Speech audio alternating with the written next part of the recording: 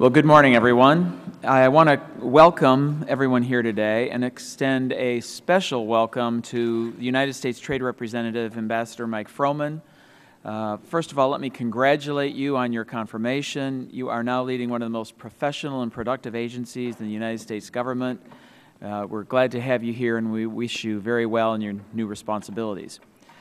You take the helm of USTR at a critical juncture. We are in the midst of 3 major trade negotiations, all of which will need strong administration leadership to complete. We are in deep into negotiations on the Trans-Pacific Partnership, which I hope will be finished this year. Earlier this month, you held the first round of negotiations for a U.S.-EU trade and investment agreement, which holds enormous potential economic benefit. And negotiations for a trade and services agreement have begun, promising huge commercial gains and attracting new participants. We had initially seen some encouraging movement at the WTO on expansion of the Information Technology Agreement and a Trade Facilitation Agreement, but that progress seems to have stalled, particularly with yesterday's announcement about China forcing us to suspend ITA negotiations. We need to find a way around these obstacles in Geneva. Each of these negotiations will support more, better-paying jobs here in the United States by dismantling barriers to U.S. exports and creating robust enforcement mechanisms to prevent future barriers from emerging. These agreements will tackle tariff and non-tariff barriers as well new 21st century issues like state-owned enterprises, regulatory coherence, and trade facilitation. In addition, these agreements help to more deeply integrate U.S. companies into the global supply chains that are the reality of today's marketplace. Quick movement on these negotiations is important because other countries are signing agreements at open markets and increase their competitiveness at our expense. I look forward to continuing to work closely with you on each of these negotiations to ensure that each is ambitious, comprehensive, and concluded as soon as possible. However, finishing these negotiations will not be easy. For example, in the TPP, I have serious concerns about Japanese non-tariff barriers in the auto, insurance, and agriculture sectors. In the EU, we face regulatory barriers to U.S. exports that must be resolved, particularly in agriculture. I look forward to hearing your testimony on these issues and working together to ensure that these barriers and others are fully addressed before any negotiation is completed. Another critical issue that has raised considerable concern is how to deal with currency in our trade agreements. I believe that currency misalignment is a serious problem, and I look forward to hearing more from you about how the administration plans to address this issue. In last Congress, we passed and the President signed into law 7 bipartisan trade bills, including legislation implementing trade agreements with Colombia, Panama, and South Korea. I hope to build on that bipartisan cooperation to move a bipartisan trade promotion authority bill. TPA is essential so that we in Congress can outline our priorities for you, establish how you consult with us, and create the mechanism for considering implementing legislation. It's no overstatement to say that the success of your work at the negotiating table absolutely depends on passing TPA, and we simply will not be able to enjoy the benefits of what we negotiate unless we have TPA authority. I look forward to hearing today from you, Ambassador, about how the administration plans to engage on this issue as well. In addition to negotiations, we must also pay attention to the challenges and opportunities presented by trading partners around the world. Take, for example, the major emerging economies, China, India, and Brazil. Each provides enormous potential opportunity, but also significant and growing barriers. We must seek ways to engage these countries constructively and address trade and investment issues. We should use our bilateral investment treaty agenda as one tool to address these concerns and also seek to expand our agenda to new partners. Finally, I also note that we continue our work here in Congress on several important initiatives. I will continue to seek a path forward to pass as soon as possible the bipartisan miscellaneous tariff bill, which Ranking Member Levin and I introduced yesterday to provide tariff relief to U.S. manufacturers for products not made in the United States. Our bill remains a model of transparency with benefits available to any entity that uses the products covered by the bill. And I'm very aware that last December, duties increased for over 600 products. Ranking Member Levin and I also introduced legislation yesterday to renew the generalized system of preferences, and we will continue to work together to find a path forward in the Senate that ensures that the Senate can move the bill without amendment. In addition, I hope to move a bipartisan customs reauthorization bill quickly. A robust international trade agenda puts U.S. job creators back on offense. Let us seize this opportunity. I will now yield to Ranking Member Levin to make an opening statement. Thank you very much, Mr. Chairman and Ambassador. On behalf of all of us, if I might say so, a warm welcome.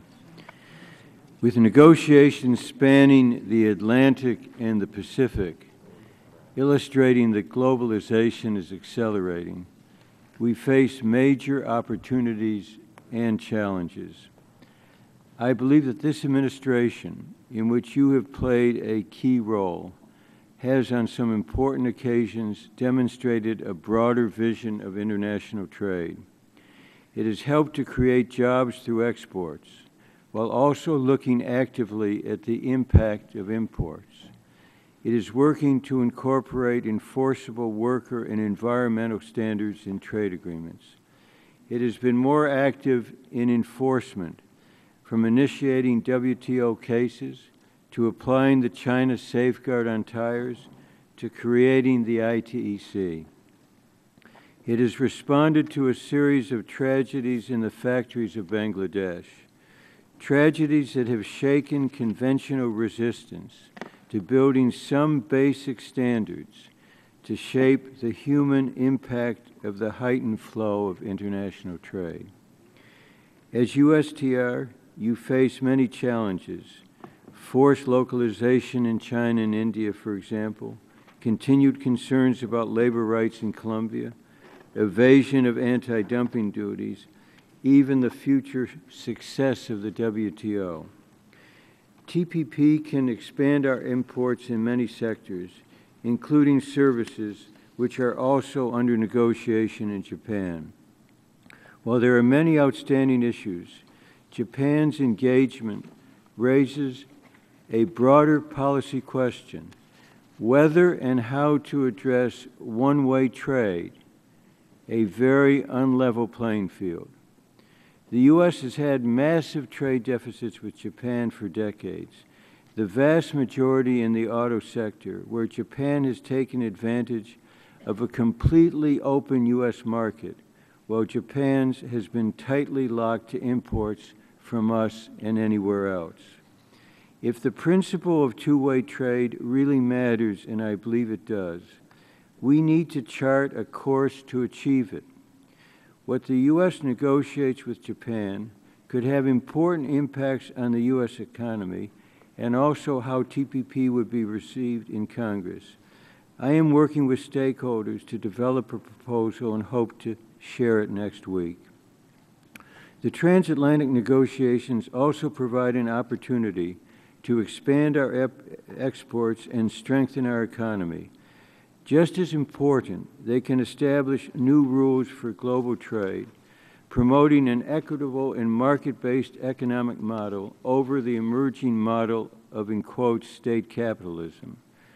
These negotiations won't be easy, but our relationship with Europe is unlike any other.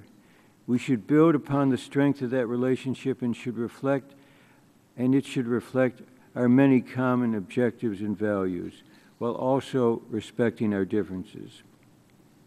The discussion on TPA has begun, and there is widely shared interest in getting it right. First, TPA sets the rules for engagement between Congress and the administration. A significant, sustained role for Congress is critical. Today, trade agreements address a broad and growing range of policy areas, so members of Congress must play an active role in their development.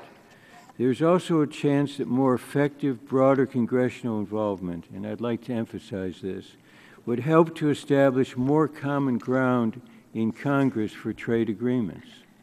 Second, the TPA process must be a vehicle in crafting a broader strategy, as we did in 1988, to tackle the increasing challenges and potential benefits of globalization and enhance U.S. competitiveness.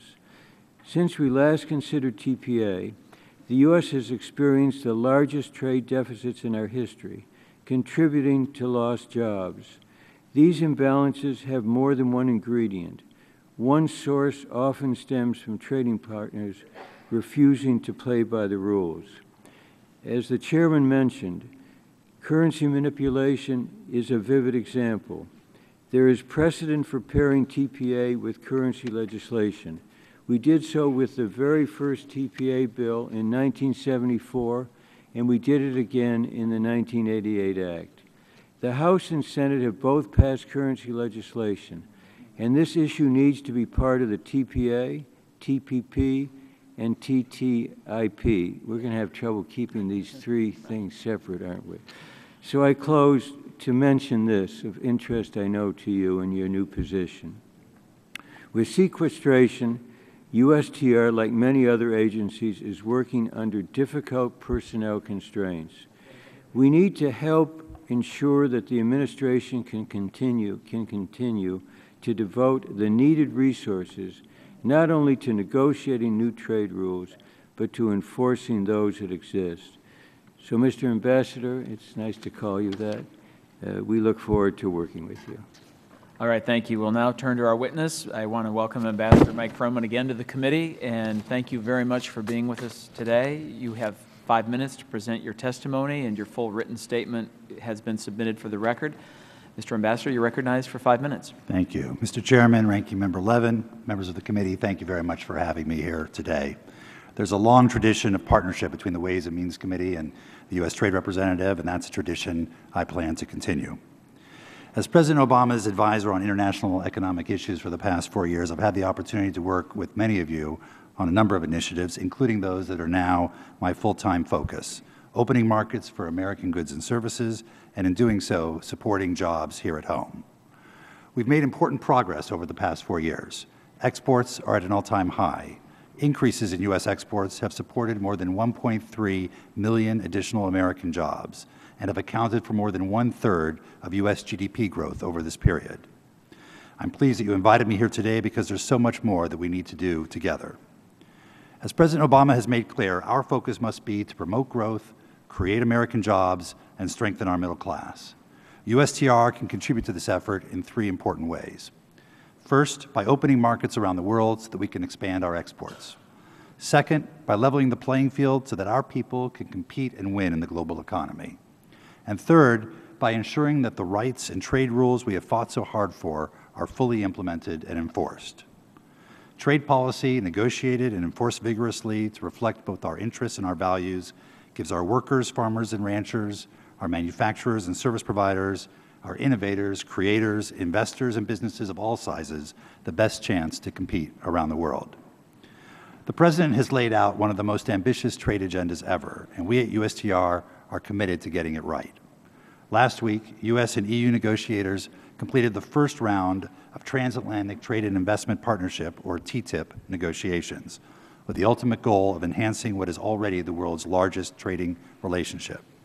And as we speak, USTR negotiators are in Malaysia, hard at work negotiating the groundbreaking Trans-Pacific Partnership, or TPP, a 21st century agreement that raises standards and introduces new trade disciplines.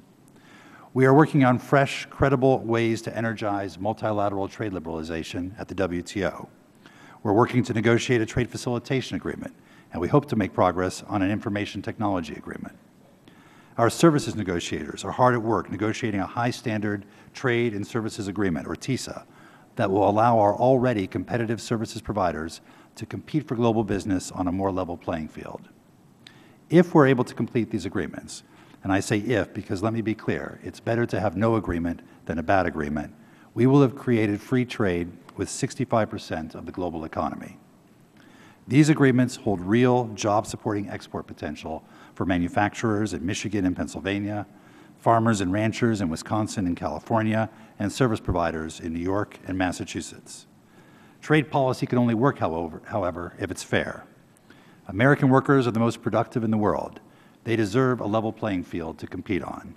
And this administration has taken a tough approach to trade enforcement, filing 18 cases to enforce our trade rights.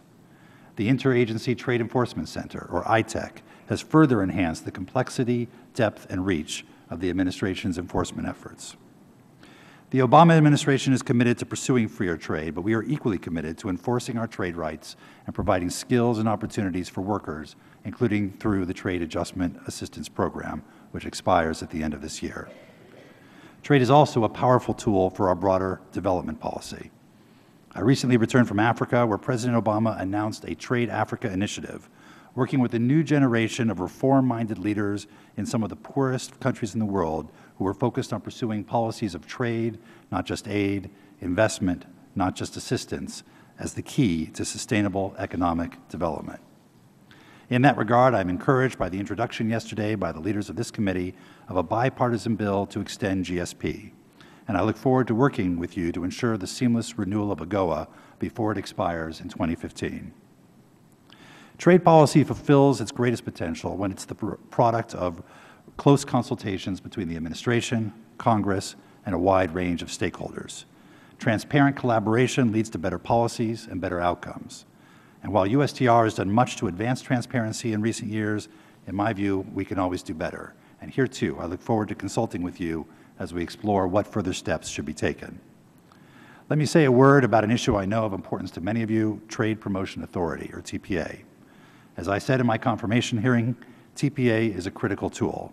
And as the leadership of our committees undertake a process to develop a TPA bill, we stand ready to work with you to craft a bill that achieves our shared interests. Finally, all of these things I've mentioned, all of our shared goals, are contingent on USTR having the resources to pursue its mission. We're managing our resources aggressively, and we'll do our best to achieve our priorities with whatever resources we have. But to be frank, I'm worried. At a time of unprecedented levels of activity, sequestration and other budget cuts are compromising USTR's ability to conduct trade negotiations and other market opening efforts, as well as to initiate new enforcement actions. Financial constraints are forcing us to make difficult decisions every day, and the opportunities we miss have real effect on whether or not your constituents are getting the full benefits of a robust trade policy and the jobs and growth promised by our trade agreements. With that, let me thank you again for inviting me to testify today. I'm happy to take your questions. Well, thank you very much. Mr. Ambassador, I've been working with Mr. Levin and our counterparts in the Senate on a bipartisan, bicameral basis to develop TPA legislation, as I mentioned, and I believe you need this authority to bring TPP to a close, as well as the other things you mentioned, you know, the EU agreement, services, and other negotiations, because as I said, it gives the administration the backing of the Congress and a clear sense of what our negotiating objectives are.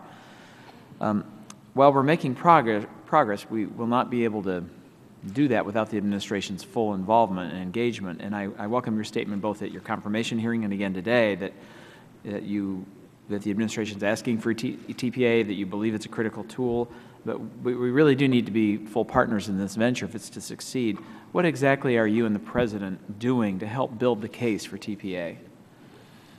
Well, Mr. Chairman, I think the President and the rest of the administration has been very much discussing the importance of our trade agenda, the implications of our trade agenda for our larger economic policy, and are fully committed to moving forward with what's necessary to get our trade agenda done. With regard to TPA specifically, the bipartisan leadership of this committee and of the Senate Finance Committee, I know, are beginning a process or working on a process to develop a bipartisan TPA bill, and we stand ready to engage and to help in that process as requested. Regarding TPP, as I said, I'm committed to working with you on that, and I think a robust agreement will have significant benefits for the U.S. economy and support job creation and better paying jobs here. Japan's scheduled entry next week, I think, raises some very significant concerns, and Japan's entry into the negotiations, I don't believe, should be allowed to undo the work that has already been completed. And I think a robust package fully addressing Japan's non-tariff and tariff barriers that have been longstanding, as Mr. Levin mentioned, particularly as they relate to auto agriculture and insurance exports, I think will be essential to obtaining my support for this agreement. But first, what steps are you taking to ensure that Japan will resolve these outstanding barriers to trade? Well, thank you, Mr. Chairman, and this is a very important issue to us, and we appreciate your leadership and leadership of Ranking Member Levin on this issue as well. We had extensive consultations with Japan prior to agreeing to allow them to join TPP precisely on the issues you mentioned, on agricultural issues, on insurance, and on the auto sector. And we insisted on making progress on those issues before they were allowed to come in, and we reached some upfront agreements in certain areas, but also reached agreement on terms of reference for ongoing negotiations in these areas that will be linked to and part of TPP. So, for example, in the agricultural area, they moved forward with their agreement to allow American beef into their markets in 30 months and under. On the insurance area, there's a standstill for the introduction of new products through their postal system and an agreement to negotiate, in terms of reference for that negotiation, for further opening of that market. And on autos, very importantly, we reached upfront agreements both on measures to allow greater access to the Japanese market by more than doubling what they call their PHP program, which allows expedited entry of U.S. vehicles. But also, we reached agreement on how the staging of U.S. tariffs will be done in the context of the overall TPP negotiations. And we laid out a negotiation on all the non-tariff barriers, or many of the non-tariff barriers that you refer to, and made it clear that negotiation of an agreement, an adequate and acceptable agreement on those non-tariff barriers, will be a key part of the TPP agreement, will be binding, will be subject to dispute resolution. So we very much share your concern and your focus on the importance of opening up Japan's market as part of their entry into TPP, and we believe we have structured an engagement with them through TPP and in parallel to TPP that can achieve that objective. As a follow-up to that, I've heard a lot from various stakeholders and members of Congress about Japan's currency practices, and their past practices raise serious concerns, particularly its uncoordinated interventions in 2011, and Treasury flagged its concerns about those interventions in its semi-annual currency report. And I've raised this issue with it before. Are you considering including provisions on currency in the TPP, and what would those provisions look like, and what factors should be taken into account in determining the U.S. position with regard to those? Well, Mr. Chairman, we share the concerns about currency. Clearly, obviously, Treasury has the lead on these issues, but these issues have been very much at the top of our agenda in engagement with countries of concern. China, there's been a long-standing dialogue with China about its currency policy, and whether it's through the G7 in the case of Japan, or the G20, the IMF, elsewhere with regard to China, we've made very clear the importance of exchange rates being based on market-determined forces, and our opposition to, and the G20, for example, making it not just our opposition, but opposition of the bulk of the international economy to efforts to manipulate currency or to engage in competitive devaluation. So we do see this as a very important issue, and we explore and we pursue it in the way that we think is most effective at each juncture. I just think it's a real concern that we not allow this agreement to slip, that it needs to be concluded this year, and I think the active engagement of the administration on this issue is critical if we're to conclude TPP this year. So thank you for your responses. Mr. Levin is recognized. Thank you. Let me just say, Mr. Chairman, on currency, I think the administration needs to face up very directly to the question of inclusion of currency issues in both TPP and the discussions with Europe. And I don't think there's been satisfaction here with progress to date. And so we just have to confront the formal introduction of this issue in TPP as well as with Europe. And let me just say as to TPP in Japan, there's immense pressure on Japan, and they really haven't been very unequivocal about addressing rice and other agricultural issues. And as a number of us said before, and I'll spell out more of this in the coming days, I don't think what has been put forth so far on autos is likely to change decades of the same situation. Mr. Camp joined us in addressing this issue in Korea, and the agreement was changed and strengthened. Japan is an even sterner case. And nothing to date has ever worked. We're today, in terms of our access to Japan's automotive, its parts as well as assembled vehicles, essentially where we were 30, 40 years ago. So we need to have a very emphatic dialogue on this, and I'm sure we will. So let me just say a word and ask you about TPA. I think it's important, Mr. Chairman, that all of us work together on TPA to determine what kind of a TPA, and not simply say, let's just do it. We've been through this before.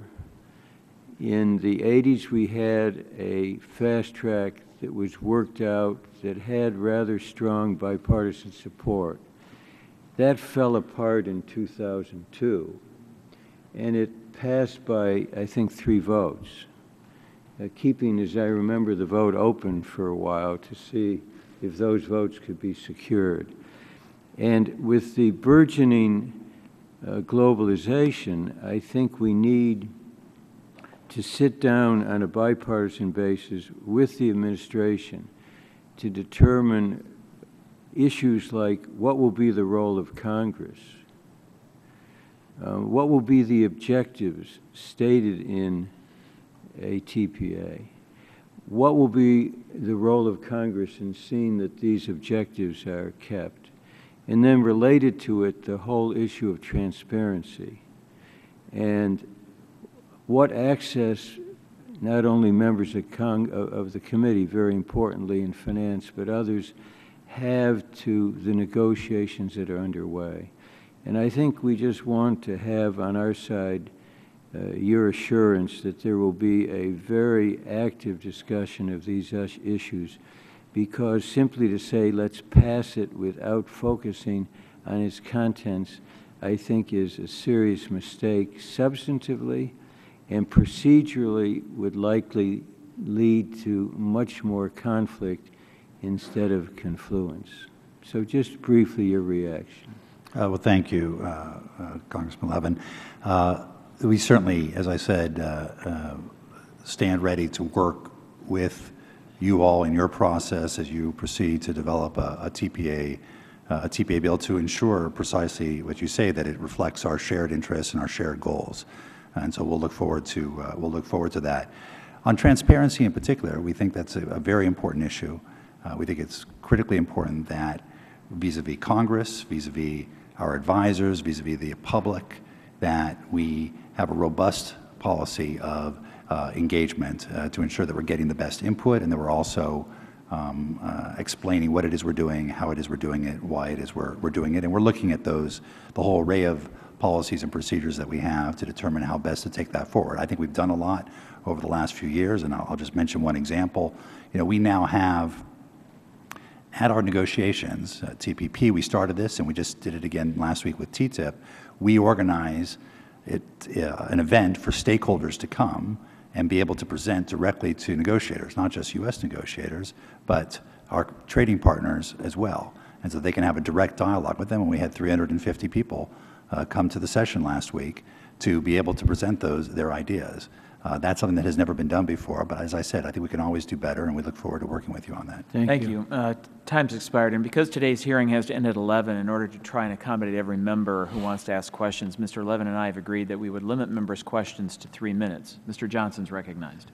Thank you, Mr. Chairman. Mr. Froman, first I want to thank you for being here with us, and it's a delight to see you. And while I was sad to see my good friend and fellow Texan Ron Kirk move on, I'm sure you'll be equally up to the task. As you know, trade is very important to our home state of Texas, and recent data shows that the Dallas-Fort Worth area alone was responsible for $26+ billion in exports. Over 1/4 of all manufacturing workers in Texas depend on exports. That's why I think it's critically important that Congress develop and pass bipartisan trade promotion authority to set out negotiating objectives. For the ongoing negotiations you've already outlined, do you think that your negotiations can be concluded and any agreement implemented without trade promotion authority? And is the administration, in your opinion, prepared to actively engage with the Congress to build political support for TPA? Thank you, Congressman. We think TPA is a critical tool, and we stand ready to work with the committees as they develop a bill that addresses our shared interests and our shared goals. We're engaged in these negotiations, and we're continuing to pursue them aggressively, and we consult very actively with this committee, with the Finance Committee, and other committees of jurisdiction to ensure that we have the input with regard to our negotiating objectives and how those objectives are translated into actual proposals at every step in this process. And so we feel confident that as we're negotiating, we're taking into account the input that we've received from our committees of jurisdiction. Ultimately, to get through Congress, we think TPA would be very useful for the ultimate agreements to get through Congress. And in the meantime, we will operate according to the longstanding procedures we have of consulting with you all and your colleagues in the Senate, and making sure that what we're doing with regard to our negotiating objectives are consistent with the input that we have from you. Thank you, sir. Welcome aboard. Thank you. Back. Thank you. Mr. Rangel. Thank you, Mr. Chairman, and I join the committee in welcoming you. Looking forward to one possible bipartisan effort that this Congress can participate in. We do have a record of sort in working together, and with your help, we look forward to improving even on that. I'd like to report that our staff feels very comfortable with the relationship we have with your office, and ask you to continue that, because many times we have to depend on staff with our views, and it makes it a lot easier for us to get some type of an agreement before something's presented to us than trying to convince each other that we are right. You've answered many of the questions that I have. I would be interested in seeing how America, as a result of the President's trip to Africa, exactly what plans we have to be competitive with China and other countries that are taking advantage of this economic growth that's taking place. And also, when you talk about supporting jobs, it is very important that your office understands that to a person that's unemployed or those protecting the workers, you say trade, and some people automatically think that means losing jobs. You have to help us in working with the Education Department and Department of Labor so that we can present new job opportunities that are going to be involved country by country, and where we're going to lose because we cannot compete. We have to talk about training and retraining as though we're just talking to Americans and not to importers and exporters, because we all are looking toward for the same goal. And again, I don't have to tell you that we have to be competitive with countries, with our automobile industry and what we have been through. I don't think it should be a hard sell that people should not put barriers up when we're competing with a good product. There were changes that we had to make, and Detroit during the crisis have made those changes. But we look forward to working with you. And when you think of trade, some of us are forced to think about jobs, jobs, jobs. So welcome on board. Well, thank you, Congressman. And that's a very healthy reminder that this is all about jobs, jobs in the U.S., and we need to do a better job of talking about how what we're doing through negotiations or through enforcement leads to greater exports, leads to greater jobs and higher wages, allows us to deal ourselves into global supply chains rather than being on the outside of them. And I look forward to working with you on Africa, on training, on the auto sector, and the whole array of issues. All right. Thank you. Mr. Brady is recognized. Ambassador, congratulations on your new role. Thank you for critical role that you've played in reaching sales agreements with Colombia, Panama, South Korea. Our local businesses, workers are looking for new customers, and those agreements that you played a critical role on has leveled the playing field and allowed us to compete. So it's creating both new jobs in my region and neighborhood and more secure jobs as well. So thank you for that role. Look forward going forward. To that vein, I want to ask you two questions. One about the Trans-Pacific Partnership, a critical region for those new customers, and the role of the bilateral investment treaties going forward. On the timetable for TPP, do you see that completing by the end of the year and being submitted to Congress shortly thereafter? With regard to TPP, we have stated that our objective is to finish it this year. Now, that's ambitious, but our negotiators are hard at work as we speak in Malaysia, and we are going to work very hard with Japan when they get in to bring them up to speed and not allow them to reopen or relitigate or delay the negotiation. So our focus is in trying to get this done this year. You think there's a good chance we can do that? Always the tougher issues come at the end. You know what I mean? A little more unpredictable as you sort of near the finish line. But are you optimistic that we can finish in that timetable? I am. I think it's ambitious, but I think it's doable. Great. On the bilateral investment treaties, those are important because they really take a big first step toward a level playing field, and it can also provide protections for American investment when we're chasing those customers around the world. We, as a government, in the first term, the President took a look at the bilateral investment treaties. We sort of pulled the truck to the side of the road, took a look at the engine, made some adjustments, but now it's really time to get back on down the road.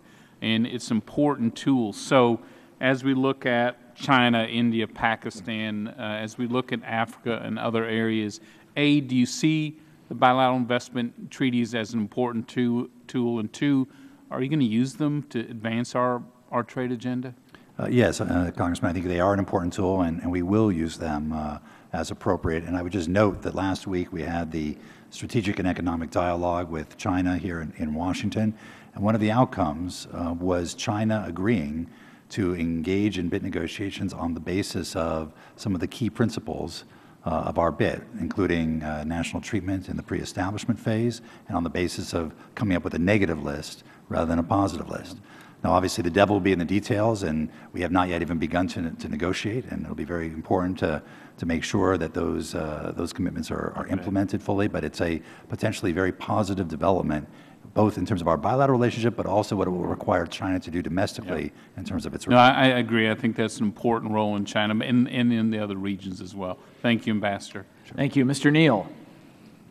Thank you, Mr. Chairman. Thank you, Mr. Chairman. Three questions quickly. I know that there's an abbreviated opportunity to ask them. First, footwear in New England. We're down to New Balance, just small operations after that, ensuring their success. They're the last ones to really, in New England, to do athletic footwear. Very important part of our economy, and certainly interested in what the administration's position is going to be on enforcement procedures with competition. Can you address the issue of financial service and regulatory issues in the U.S. and EU? Did it come up in the first round of discussions? And an opportunity for you to hold forth on the President's goal as to whether or not we've been able to double exports, or are we on a path to doubling exports during the 5 years that the President has outlined, understanding it really is, last year, I think the fastest part of American economic growth, trade and trade-related issues. So abbreviated, but the opportunity is yours, Mr. Ambassador. Great. Thank you, Congressman. On footwear, that is obviously a very sensitive sector, and we are looking at our domestic producers, our importers, and our retailers to come up with a proposal that maximizes job creation and jobs supported by trade in footwear in the United States. But we're well aware of the sensitivities there, and indeed I will be visiting. I'm planning to visit the New Balance factory sometime later this summer.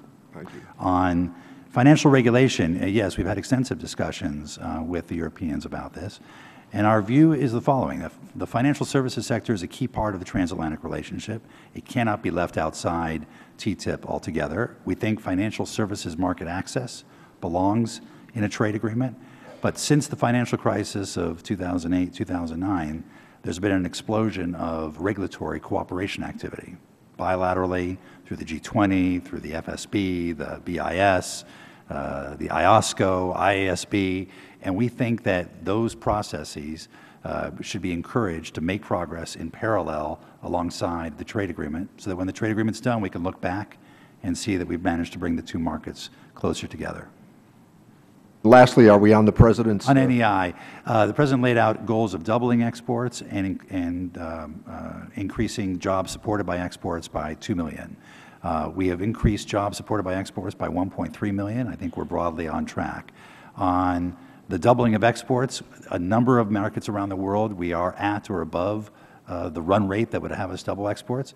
But to be frank, with the headwinds in Europe over the last couple of years, that has been a drag on our overall export growth, and we're going to need to continue to do everything we can do to, in terms of our export promotion efforts, but also opening markets and focusing on enforcement to continue on the path towards doubling exports. All right.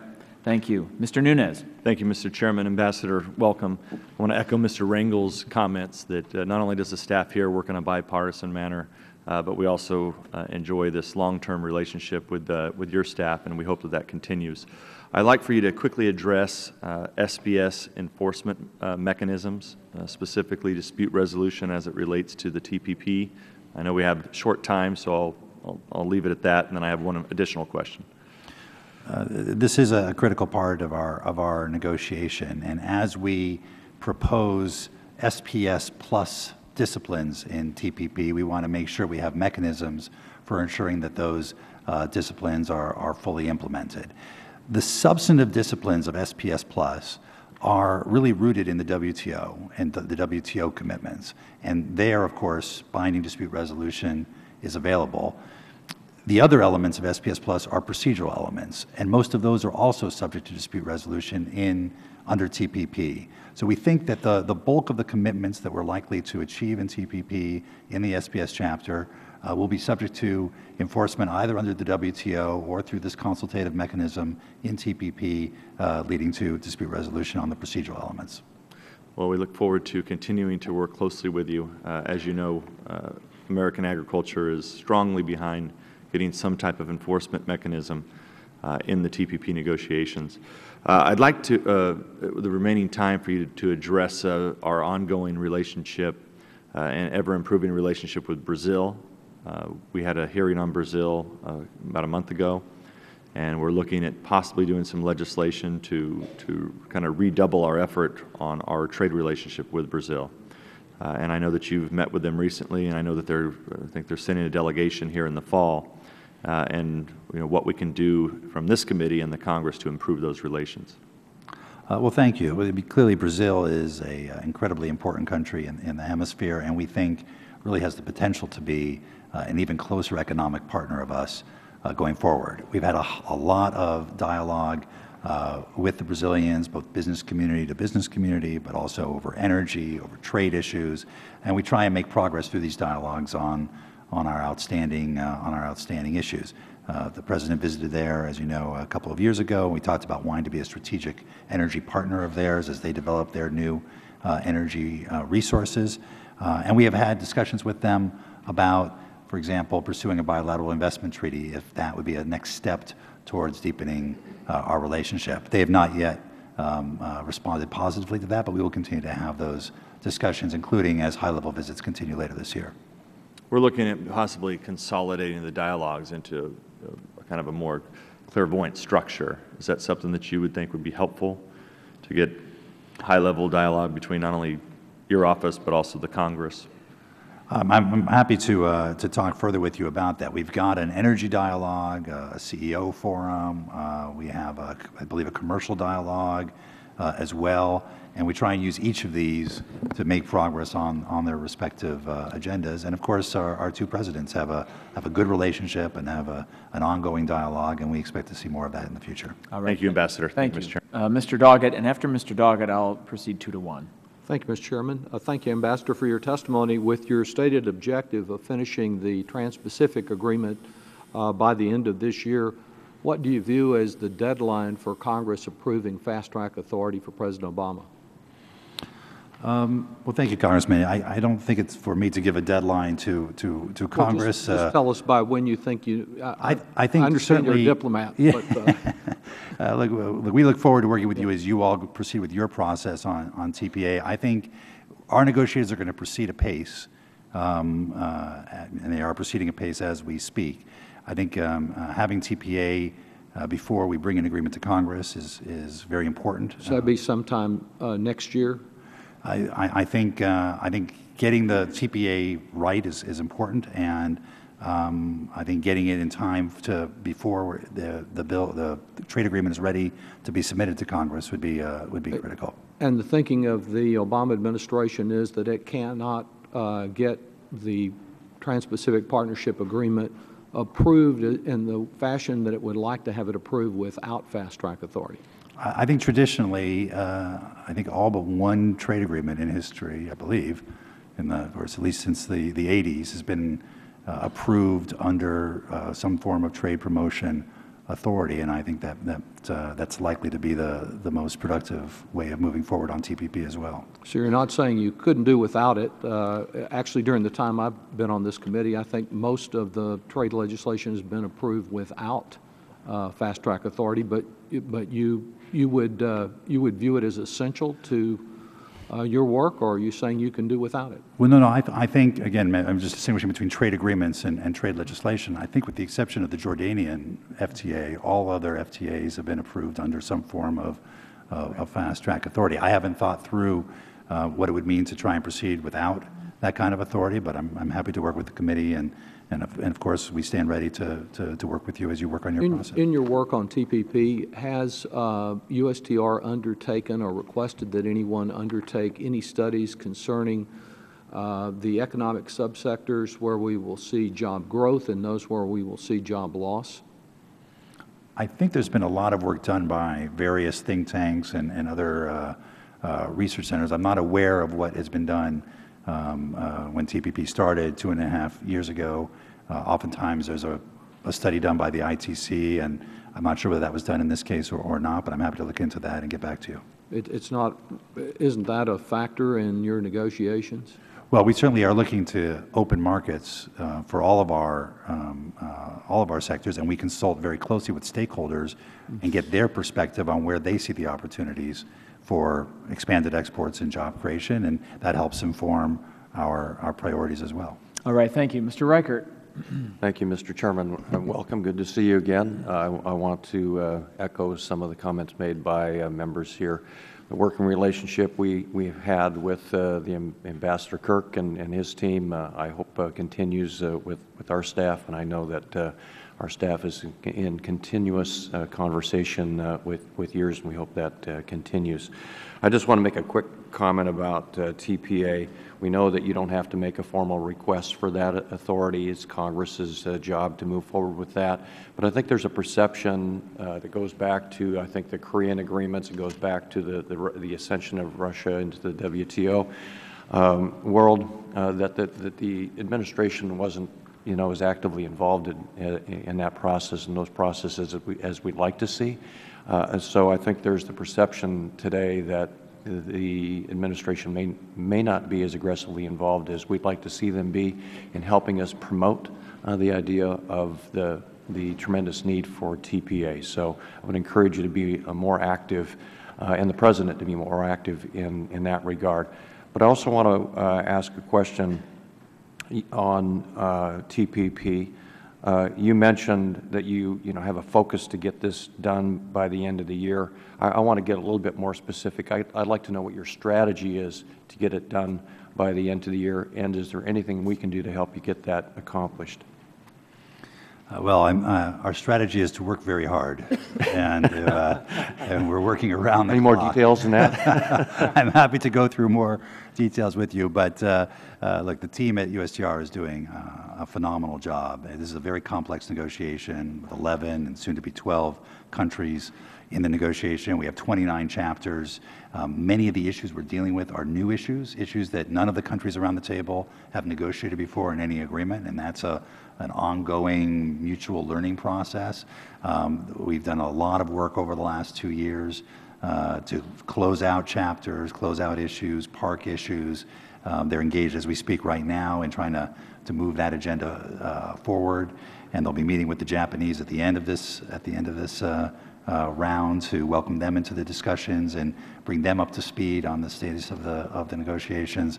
But we have our strategy is to work country by country, issue by issue, and to get a sense, particularly as we enter the end game, of where the trade-offs are going to be and how best to come up with a deal that everyone will find in their mutual interests, but that raises the overall standards and achieves the level of ambition that we set out.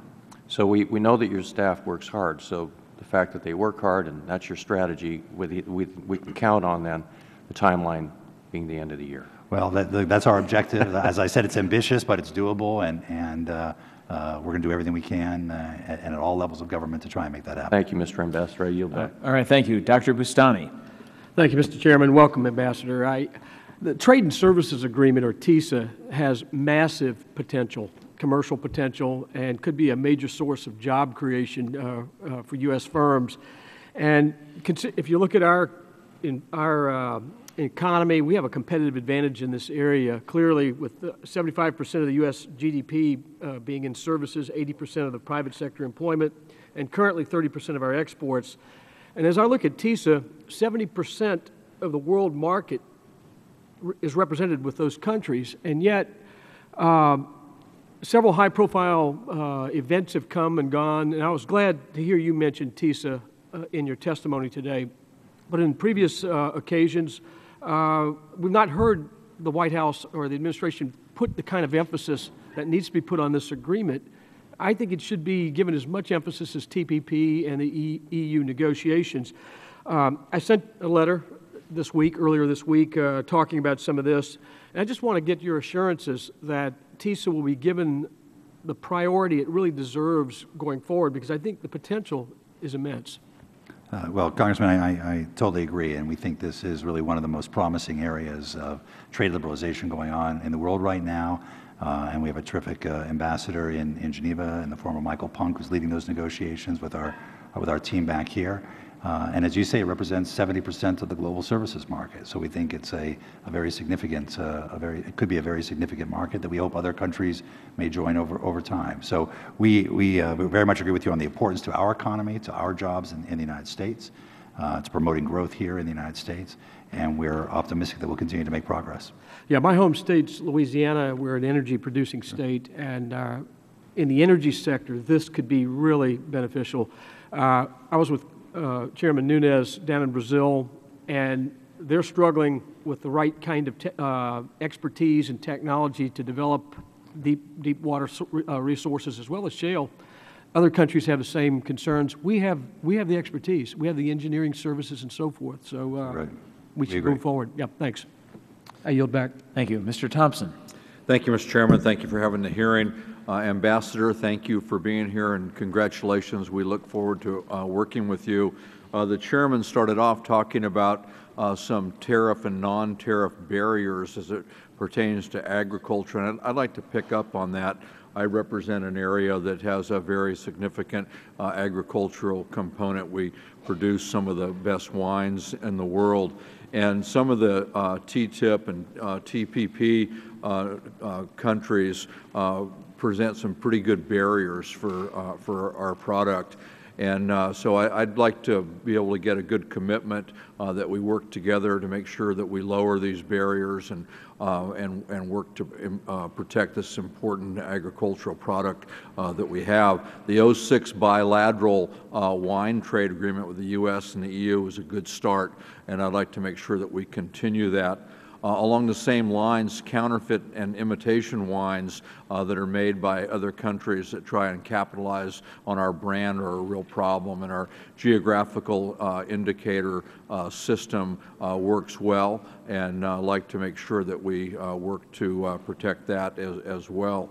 And another agricultural product that's important to California is our rice. And recently, the President and Japan's Prime Minister sent a joint statement that said, and I'll paraphrase, all tariffs are on the table. And the U.S. rice industry would like to very much make sure that this holds true to rice, and that we don't exempt rice in any agreements that are coming in, and that we include them and you work with them as we work towards facilitating this particular market. And then lastly, you had sent a letter to some of our Senate colleagues talking about apparel rules and textiles, and I think you said that appropriate balance between divergent views was important. And I hope we can find more opportunity for trade liberalization other than just short supply issues. And I look forward to working with you on all of these issues. Well, thank you, Congressman. Let me just say that with regard to the agricultural issues, agricultural trade is at an all-time high. Our exports last year, I think, were $140 billion. We see this as a tremendous opportunity for expansion. We're working very closely with Secretary Vilsack and USDA to ensure that we're doing everything that we can to promote agricultural trade in all of our agreements. That's why, as Congressman Nunes mentioned, the SPS Plus agreement is important. Some of our tariff and non-tariff barriers are at an all-time high. Also, if you look at China, when we send our U.S. wine there, we're paying about 56% combined tax and tariff, and it's terribly prohibitive. So these are all issues we want to work on in the context of these agreements. Thank you. All right, thank you. Mr. Buchanan. Yeah, thank you, Mr. Chairman, and I really look forward, and congratulations, Mr. Ambassador, looking forward to working with you, and I'm sure the committee does on a bipartisan basis. I'm from Florida, and these trade agreements, the FTAs we just did with Panama and Colombia are huge to Florida, and I just see what trade means to Florida with 14 ports is 550,000 jobs, $70 billion in economic activity. But I also grew up in Michigan, so I take a look. I'm just curious from your standpoint. You look at a lot of the coastal communities, huge benefits in terms of trade. The President talking about doubling trade, 95% of the marketplace outside. But then you'll see different parts of the country, somewhat the Midwest and other areas, that don't benefit as much as many times the coastal communities. What's your thought on that, what we could do more to help more states feel like it's a win-win for them as well on trade? Well, thank you very much, Congressman. From our perspective, trade is part of the broader economic strategy of creating jobs and promoting growth, strictly in the middle class. And that's got to work across the country. And obviously, different parts of the country will be affected in different ways. But it's one reason we put so much emphasis on our manufacturing policy in the administration and making sure that our trade policy is supportive of our manufacturing policy. We want to make sure that it's, even as we export additional services and we export additional agricultural products, that we're also building a stronger manufacturing capability in the United States. Another quick question, because we only have 3 minutes. The question I wanted to really kind of get to is, I was in Beijing in January, and they have AmCham, which is about 4,500 members in the chamber, U.S. businesses in the chamber there. And of course, you've heard this a lot about intellectual properties. It's still the biggest issue. An article that the Times had put out a little while back, it said it's costing the U.S., I think, $48 billion in 2009. I think it would, if they improve their IP protection, it'd mean $87 billion to the U.S. and create 2 million jobs. I know you've worked on that, and it's something that's a big issue, but I can tell you that is a very big issue to our country in terms of job creation, the additional economic opportunities for companies in the U.S. Where are we at on that? Well, it's a very high priority, and as recently as last week when we had the Strategic and Economic Dialogue, intellectual property rights, trade secrets, cyber theft all featured very prominently in that discussion. And we need to keep on pressing China to make progress there. We have made some progress. We reached an MOU on access for our films, which I think it's about enforcement. I mean, you might get agreement, but then trying to get something implemented. Absolutely, and we want to see more legalization of software, the use of legal software by government agencies, by SOEs, by others, and they've stepped up their efforts in certain respects. It's not enough. It hasn't gone far enough. It hasn't gone fast enough. The one thing I would say that gives us some hope is that they're beginning to see in their own country developers of intellectual property. And as that happens, there's more of a constituency within China that wants to see better enforcement of intellectual property rights. We need to capitalize on that and press for further resources being put into enforcement, further metrics and benchmarks, and ensure that they're not stealing our intellectual property. All right, thank you. Mr. Nunes, for the purposes of the UC. Thank you, Mr. Chairman. Mr. Thompson reminded me that there's actually a letter that was sent to Mr. Froman and Secretary Vilsack on the SPS measures, and I just want to submit that for the record. Without objection. Ms. Jenkins is recognized. Thank you, Mr. Chairman. Thank you for being here. Strong intellectual property right protections are essential to the success of U.S. and EU economies. In the United States alone, intellectual property intensive industries account for over 50 million jobs, nearly $6 trillion in output and $1 trillion in exports. So a couple questions. First, what barriers for IPR intensive trade in goods and services do U.S. companies face in the EU? And second, in what areas is there potential for greater convergence between U.S. and EU IPR practices, and how can the United States and the EU enshrine high levels of protection in those areas in which harmonization is not pursued? And I'd be interested in hearing about not only patents, trademarks, and copyrights, but also about protections of trade secrets from disclosure by governments. Well, intellectual property is a critical part of our economy, as you said, and is a critical part of our relationship with the EU as well. And we both have quite high levels of IPR protection, although they are somewhat different in terms of the number of years of protection or exactly on how they're implemented. We see the TTIP negotiations as giving us an opportunity to work together with the EU to raise the standards overall for the global community, for the global economy, and to work vis-a-vis third countries where we have common interests to help strengthen intellectual property rights enforcement. On a bilateral basis, we have our differences. Geographical indications is one area, and we want to make sure we protect the trademarks and the common product names of our products. But we see more commonality in terms of the overall levels of protection between the U.S. and EU than with a number of other markets. And as a result, we see the opportunity to really work together to set high standards around the world. Okay, thank you. I yield back. Thank you. Mr. Blumenauer. Thank you, Mr. Chairman. Welcome, Ambassador. We've appreciated the professionalism and the hard work and the skill of the USTR. I look forward to working with you with the other committees members. I appreciated our earlier conversation about the importance of labor and environmental protections, which I think working with you for the extent to which we're able to protect and enhance, I think it makes it better for everybody all the way around. My friend, Mr. Neal, referenced the footwear industry. You talked about going to New England. I think that is terrific.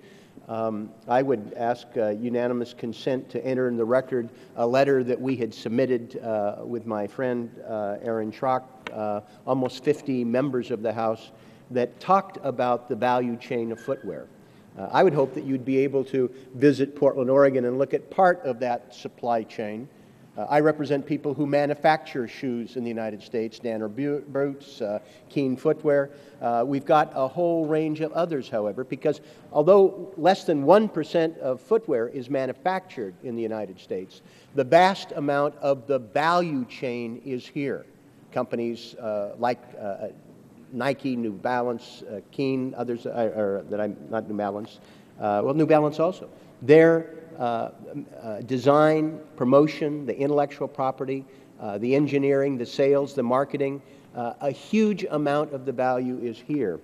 And we are trapped in the past with a tariff structure that is outmoded, long ago ceased to actually have any rational bearing on the marketplace, and in fact translates into a very substantial sales tax, particularly on the lower end product. And it would be exciting if we could have some meaningful work with the treaty negotiations that you're underway with to do something meaningful in terms of tariff reduction to be able to promote that entire value chain. I mean, do you have any thoughts or observations? And you can accept the invitation to come visit us. We'd be happy to put tech and ag and wine into the mix as well. Well, thank you, Congressman. You know, I'd say on the footwear issue in particular, and this goes to some other products as well, We've got multiple interests at stake, as you say, the domestic producers, those who are assembling product that is being imported, the retailers, the consumers. And one thing that we have to do is weigh all those interests and find the best possible path, and one in particular that supports the most jobs in the United States. And so we're looking at all those issues. We recognize the sensitivities, and we hope to be able to strike a balance that addresses the multiplicity of interests at stake. Well, I appreciate that. And as I say, we'd be able to show you in our community people who are manufacturing, but also the design, the production, the engineering, the sales, thousands of very high-paying jobs right here in the United States that support that mechanism that you talked about. All right, thank you. Mr. Chairman. Mr. Paulson. Congratulations also, Mr. Ambassador. I echo the comments of some of my colleagues. I want to shift gears and just talk about India real quick. You're aware that many U.S. businesses and investors are facing issues that significantly are impeding their ability to compete in India. And as you know, Congressman Larson and myself, we recently sent a letter with 170 of my colleagues ahead of last month's U.S.-India strategic dialogue, urging the administration to make India's deteriorating environment for intellectual property a focus of that dialogue. And I know last week India announced a review of its preferential market access policy, which requires information technology products to be produced in India as a condition of sale. That's a policy that would violate fundamental global trade rules, obviously. But that review does not solve the problems facing the information technology sector in India. It doesn't do anything to address the serious concerns in other sectors, including the solar industry. And it doesn't do anything to address discriminatory tax treatment or stop the blatant theft of American intellectual property. The primary forum to discuss bilateral trade investment issues is the Trade Policy Forum, which USTR co-chairs, but it hasn't been held since 2010. When do you expect to hold the next Trade Policy Forum? What can we do to support you in these efforts, and what's the administration doing to ensure that U.S.-India trade and investment relationship is on a positive trajectory down the road? Well, thank you, Congressman. And this was very much at the center of the agenda last week when we had the U.S.-India CEO Forum. We had the Finance Minister, the Trade Minister, and the Deputy Chairman of the Planning Commission in town for a series of meetings precisely on that issue of the investment and innovation environment in India, how it's affecting our bilateral economic relationship, and how we might be able to address it. And I had very good conversations with my new counterpart, the Trade Minister, Sharma there, and we've agreed that to have our staffs work closely together to tee up and try and resolve a number of the outstanding issues so that we can have a ministerial level trade policy forum sometime in the future. But we want to make sure that the groundwork is laid and that we're making progress towards resolving those issues in the run-up to that meeting. And what can we do to help support you in that effort, knowing that this is Congressman Crowley and others, we led a little meeting also with the Finance Minister recently, had a great conversation to keep that dialogue going, but what else can we do to support you in your efforts? I think it's been very important for India to understand the breadth of concern in the business community, in Congress, the bipartisan basis of that concern. I think it helps focus the attention on what needs to be done.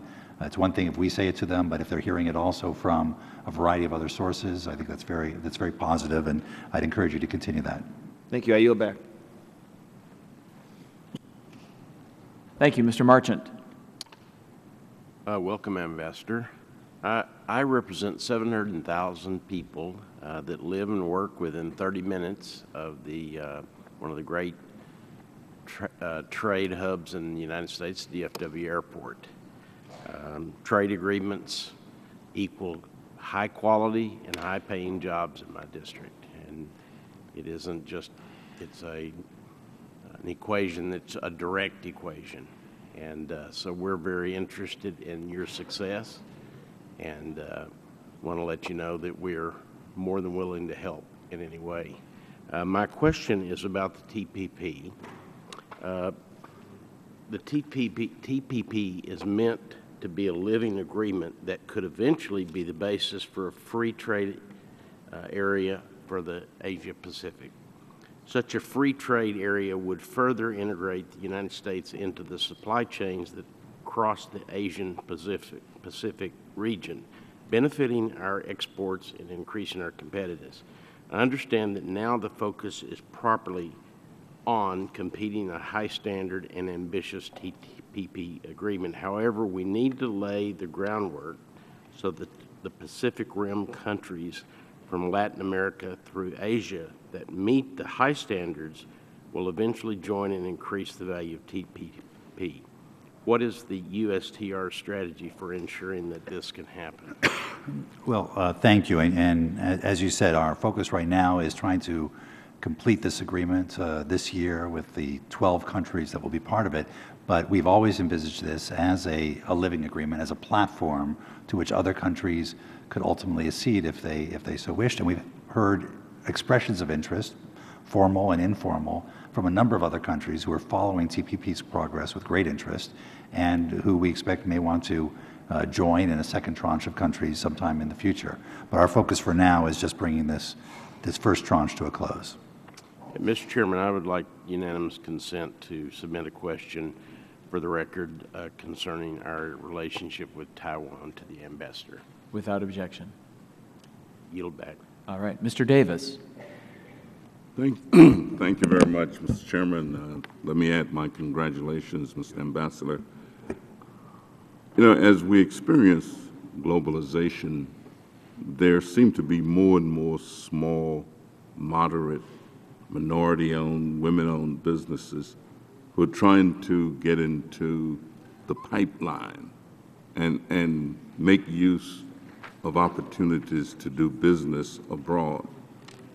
How helpful does your office expect to be to help these individuals make connections, contacts, and get moving?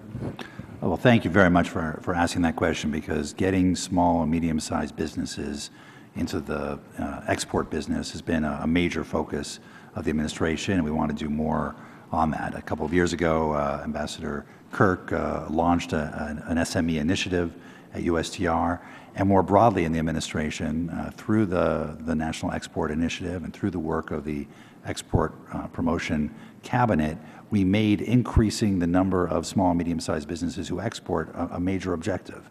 And we went at that by, one, increasing the availability of trade finance and working with community banks who have the best relationships with small and medium-sized businesses to bring them into the trade finance business.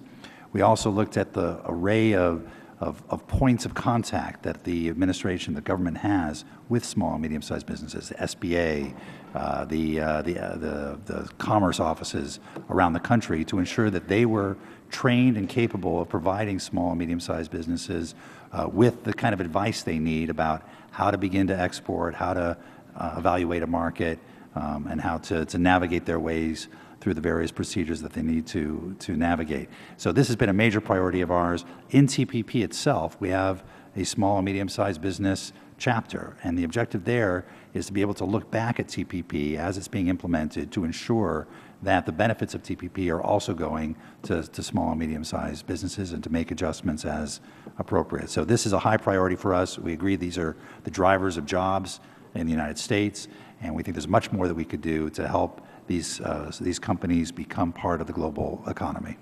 Thank you very much. We had a great relationship with Ambassador Kirk and look forward to working with you. Likewise. I yield back. All right, thank you. Mr. Reed. Thank you, Mr. Chairman, and thank you, Ambassador, for being here today. And I offer my congratulations and also my personal thanks for all the hard work on Korea in particular that you were involved with and that we worked on with Korea, Colombia, and Panama. I represent upstate Western New York. I've got companies like Nucor Steel, Corning Incorporated. So I'm very concerned about making sure that we're enforcing our trade provisions to the fullest extent possible to make sure we have that level playing field that's critical to the future of America and American manufacturing in particular. So I just want to make sure I have a clear understanding that you and I agree that enforcing our trade remedy laws is something that protects American jobs, good for American jobs. Absolutely. And when it comes to intellectual property, for example, with Corning Incorporated and the trade secrets and things like that, would you agree with me that being able to point at our U.S. criminal and civil laws is critical in your negotiations as you go in regards to the trade agenda across the world? Well, certainly the whole area of trade secret theft has been of great concern to us and a high priority. And Corning is one of the specific cases we have advocated for aggressively with China to try and see if we can help resolve that case. I don't know enough about the criminal and civil laws to be able to comment on the relationship between that and what we're doing on the trade side, other than to say we've underscored that trade secret theft is unacceptable and that it's important that these issues, both the individual cases but also the broader message from the Chinese leadership that trade secret theft won't be tolerated, has got to be a critical part of moving forward. Well, I so appreciate that commitment because that is an important piece to me, obviously. Is there anything that you would recommend to us from a legislative perspective to champion, to put you in the best position to accomplish your job in regards to that trade secret initiative? Well, look, I'd say the following, and I mentioned it in my opening statement a bit. My biggest worry at the moment is really about resources. USTR is lean, it's nimble, but it's highly constrained at the moment for all the reasons that we know, between sequestration and other budget cuts, and it's forcing us to make hard decisions between what negotiations we can engage in and how, what other market opening measures we want to pursue, and what enforcement cases we can bring. And so I'm quite concerned that we will manage our resources to the best of our ability. We'll do the best we can to meet our various priorities. But frankly, I think USTR gets the biggest bang for the buck of any place I know. And I think making sure that we're fully resourced to be able to achieve the kinds of enforcement gains and negotiating and monitoring gains that you identify are very important. Well, I appreciate that, and if there's anything you need from our office, don't hesitate to reach out, and I look forward to working with you. I truly do, Ambassador. Good luck. Thank you. Mr. Griffin. Thank you, Mr. Chairman. Thank you for being here. I want to talk to you about SPS enforceability, and I think my colleague, Mr. Nunes, talked a little bit about this. I believe that you discussed the current arrangement, which is to go through WTO procedures to deal with this, as opposed to having something in the agreement itself. Is that a fair characterization? Well, in TPP, as we seek to negotiate, and of course we're still in the midst of negotiating, but as we seek to negotiate what we're calling SPS plus disciplines, we want to make sure that they're fully implemented. Many of the SPS disciplines, SPS plus disciplines, go to further elaborating how countries' WTO commitments are to be implemented. So when they have, for example, that regulations be based on science, it describes how that science should be applied or what kinds of relevant science there are to apply and how that should be discussed. Those underlying commitments to apply science are subject to WTO dispute resolution. And that process is laid out in the WTO agreement, not in the agreement that is being negotiated here. What we've got in TPP is both the WTO dispute resolution process on the substance of the SPS commitments, but also separate TPP dispute settlement on the procedural enhancements that we're seeking to achieve. I've looked at this and talked with some of my constituents, and I'm concerned that there's not enough teeth and efficiency in using the WTO dispute resolution process, as opposed to elevating this and creating a more effective mechanism in the agreement itself. And this is something that I think we should pursue. And let me ask you this. If there are voices in the administration, in the federal government that disagree with me, where are those voices come from? Are they FDA? Are they worried about their science being under scrutiny? I mean, the FDA is already science-based, so where's the rub there? Look, we approach this by trying to figure out what's the most efficient, quickest way to resolve issues as they arise. And that's a little bit of what's behind the consultative mechanism that we've proposed in TPP, because we think by being able to raise these issues through a formal process, forcing the parties to come to the table to try and resolve them, can help expedite some of the resolution. We think we've struck the right balance by leveraging off the scientific expertise of the WTO, because it really is a very science and technical heavy set of issues, while at the same time adding a consultative mechanism that will allow us to force parties to the table and get the procedural elements addressed in the context of TPP. All right, thank you. Mr. McDermott.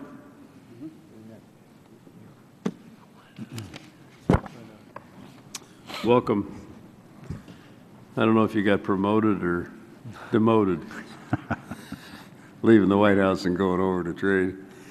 Over the last 2 years, as you've worked on this TPP, the issue of access to medicines has been central to some of our concerns, and it seems like the language you put in is really a step back from the May 10th agreements that Chairman Rangel and Mr. Levin made with the White House in terms of trade agreements. The proposal you put out did away with the word guarantees, and I think that's what poor countries really want, are guarantees of access to medicine within 5 years of their introduction in the United States. Now, you got a lot of negative feedback at the time that first came out, and since that time you've said you're in a period of reflection. Could you tell us where you are on your decision about that? Oh, thank you, Congressman, and thank you for your leadership on this issue. This is a critically important issue, and we are committed to finding the right balance to strike between protecting innovation but also achieving access to medicines. We're in the process of engaging with our TPP partners to educate them as to what's in U.S. law. We took the feedback on our original proposal very seriously. We received a wide range of feedback, and we are in the process of figuring out how we want to take it forward consistent with some of the principles that you laid out that strikes that balance between. Is there any language presently written that we can look at? We have not tabled new text on this issue. We're in a process of dialogue with our TPP partners about what the principles of a chapter on this might look like. So the only tabled proposal is the one of February or wherever? We never tabled that proposal. We briefed the committee here and our stakeholders so you on it. Never tabled it? Correct. Okay. Let me ask you a second question. This committee does a lot of things here, but most of them are irrelevant, but it seems to me that we ought to be dealing with GSP if we're serious about our relationship with the rest of the world. Can you just tell the committee why GSP ought to pass the next 2 weeks and not expire on the 1st of August? Well, thank you very much for that, and we very much agree that GSP has both its development dynamic to it, but also very importantly, it helps importers of products who can't otherwise access those products to bring those products in and provide them to American consumers at lower cost. So we think it's both good for American consumers, but also good for development. We were comforted to see and welcomed the introduction yesterday of the bipartisan bill by the leadership of this committee to renew GSP, and we think that's important. All right, thank you. Ms. Black. Thank you, Mr. Chairman, and welcome, Ambassador. We look forward to working with you. I want to turn to the issue of data. One of the most important 21st century issues is the protection of cross-border data flows, which of course is critical not just for service companies, but to any globalized company in any sector. Firms with global sales forces must be able to transfer this sales data back to their headquarters, and many companies across the sectors that centralize the processing of their data must be able to do so, as you know, seamlessly. The emergence of the digital trade also depends on the free flow of data across borders. In both the EU and the United States, data privacy is protected, but we do have different systems for providing that protection. So respecting the difference of those privacy approaches, how can we ensure a robust protection for cross-border data flows in the EU negotiations, in the Trade and Services Agreement, and also in TPP? And in what other ways has the digital revolution impacted services trade in a manner that should be reflected in these negotiations? Thank you very much. And clearly, the impact of the digital economy, of digital trade, is playing an increasing role in all of our trade agreements, as you say. And in TPP, we have a particular focus on it, but we will also be talking about it with our European colleagues and in the services agreement. We think the free flow of data is important for all the reasons that you say, and that also, as technology develops and the cloud develops, we want to make sure that businesses are able to structure their operations in a way that makes maximum sense. At the same time, obviously there are privacy concerns, and we need to take those seriously and strike the right balance and ensure that we're able to achieve those privacy concerns without distorting the free flow of data as part of the digital economy. So those are active issues for discussion right now in TPP. We've begun that dialogue with the EU as well, and my sense is it's going to become an increasing part of our trade agreements going forward, and we'd be happy to work with you and get your input on how you think we ought to be thinking about this.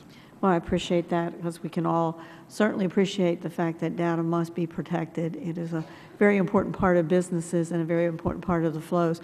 Are you feeling in negotiations at this point in time that there is any really good case model that you could say, yes, this is going to work for all of our agreements?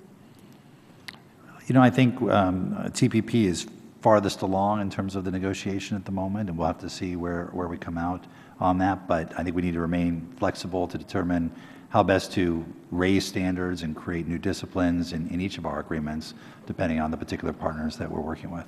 Thank you. I look forward to working with you. I yield back. Thank you. Mr. Kind. Thank you, Mr. Chairman, and Mr. Froman, thank you for being here and for your service to our country. We look forward to working with you and the administration on a robust, fair trade agenda that can help spark the economic growth and job creation that we need in this country right now. And you have a lot on your plate. Let me just raise a couple of concerns that I'm happy to follow up with you on. But I appreciate USTR's report on Russia and WTO compliance and what further action needs to be taken. I and most of the members on this committee did support Russia PNTR. We felt it was important to get the sixth largest economy into a global rules-based trading system. But there are shortcomings that I feel need to be addressed, not least of which being from Wisconsin, their exclusion of dairy products since 2010. And I'm hoping that with your assistance, and I'll follow up with you as I did with Ambassador Kirk, that we may look at practical steps to be taken to see if we can get Russia and the customs union there to open up their markets to our dairy products. Canada right now is revising their standards on dairy products too. We're concerned about possible exclusion of more exports into the Canadian market. And then finally, just pivoting to TPP quickly, as you probably have seen, Prime Minister Abi's LDP party has been taking a lot of agricultural products, at least attempting to take a lot of our agricultural products off the table when it comes to TPP negotiations: rice, wheat, barley, pork, beef, dairy, sugar. Obviously, that's very disturbing. You had mentioned earlier in your testimony the large agricultural exports, roughly $140 billion a year. We feel we can do even better than that. Japan's a late entry in the TPP negotiations. Hate to see us go down the road of allowing them to unilaterally try to exclude certain products from negotiations, and I'm sure we'll enjoy your support on that as we move forward as well. But there's a lot that has to be addressed, and as you know already, it's going to be important to keep not only this committee but other members in the Congress informed as far as the state of the negotiations, especially the large new class that has joined the Congress recently too, have never been through a trade debate or a trade discussion, to try to get them information as well. But I'd be interested in your perspective on Russia and where they are right now with their newfound WTO obligations. Well, thank you very much, and we agree that it's very important to stay focused on ensuring that Russia implements the commitments it made when it acceded to the WTO. And there were, I think, 4 or 5 areas that we asked them to take action on. They've taken action on a couple of them, but a couple of them still remain outstanding. You know, I'd note that when we were talking about PNTR for Russia, one thing that we underscored, the value of bringing them into the WTO, is that they would be subject to certain disciplines and subject to dispute resolution when they failed to meet those disciplines. There's now a case being brought against them on the auto recycling fee in the WTO, and we'll be joining that case. And so I think that's exactly the sort of process we want to see. Obviously, we'd prefer for them to implement all their commitments assiduously, but if they don't, we will certainly go to dispute resolution as necessary. And just with regard to Japan, it was very important to us that Japan agreed before we let them into the TPP that everything's on the table. There are no upfront exclusions. Now, obviously, every country has its sensitivities, and those will all be subject to negotiation, but we have not agreed to any upfront exclusions with regard to Japanese agriculture. Good. All right. Thank you. Mr. Kelly. Thank you, Mr. Chairman. Mr. Ambassador, welcome and congratulations. On the TPP, I'm really interested in this. Now, I know if we're going to get the economy back on track, we've got to go after the global market. There's just no question about that. And in the district, and we've all been talking about our districts and how important the ability to sell things all over the world is to each of our districts individually. But on the TPP, though, you've got a heavy load there. And I'm wondering, we talk about this and this sense of urgency, because I would just say that sooner, of course, is better than later. And as you see us approaching that, the challenges that you're going to have trying to get there, and I wonder, because geopolitically right now, I don't think there's more important trade policy that we can get than in that part of the world, especially with the influence of China and all the rest of the members that are talking to you, those nations that are talking to you. So the biggest challenges you see, and then on top of that, what can we do to help you here? Is there anything we can do to help you? Because I'm looking at what you're doing. I don't know how you're going to get it done as quickly as you want to get it done. And I know you said we're going to work really hard, but the biggest challenges you see. Well, thank you for underscoring this is a big deal. The challenges ahead.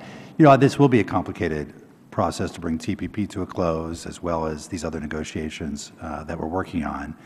But there's a lot of political will among the countries around the table, because they see this as an opportunity to set high standards, to introduce new disciplines, to have a positive impact on the multilateral trading system.